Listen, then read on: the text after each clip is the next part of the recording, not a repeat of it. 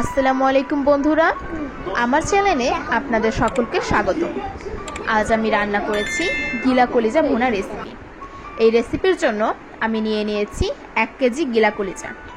এখানে আপনারা মুরগির পাটা এভাবে কেটে নেবেন এবং কলিজা নিয়েছি, গিলা নিয়েছি। এরপর একটা প্যানে দিয়ে দিচ্ছি সরিষার তেল। এর মধ্যে দিয়ে দিচ্ছি 5টা তেজপাতা, 3 টুকরা দারচিনি, 4টা এলাচ, গোলমরিচ ও লবঙ্গ দিয়ে একটু নেড়েচেড়ে নিতে হবে। এরপর এর মধ্যে দিয়ে দিচ্ছি 1 কাপ পেঁয়াজ কুচি দিয়ে একটু নেড়েচেড়ে নিতে হবে। এখানে পেঁয়াজটাকে বাদামি করে ভেজে নেব।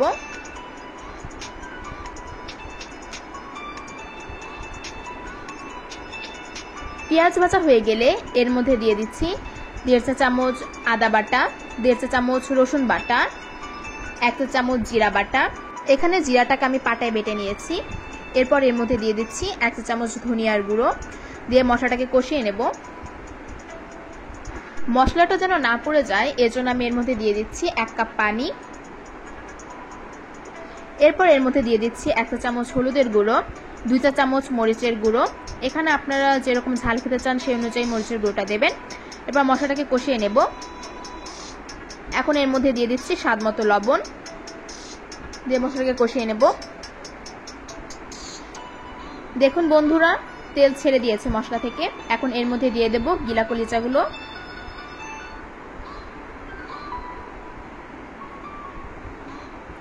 গিলা কলিজাগুলো একটু নেড়েচেড়ে ঢেকে দেব।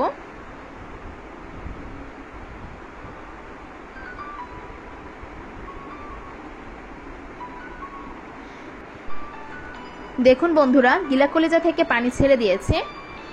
এখানে গিলা কলিজাগুলোকে কষিয়ে নিতে হবে।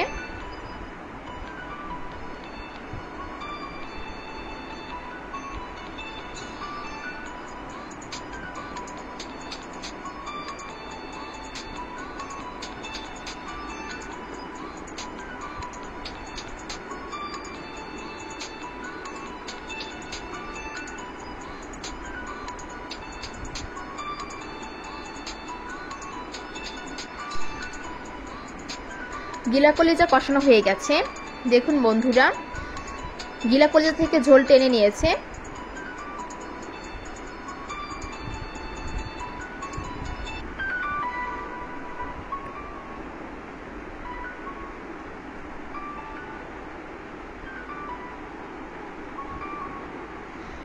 এখন এর মধ্যে দিয়ে দেব 1 কাপ পানি।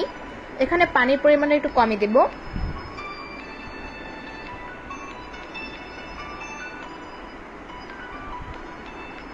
এর মধ্যে দিয়ে দেব 4 থেকে 5টা কাঁচামরিচ দিয়ে নেড়েচেড়ে ঢেকে দেব।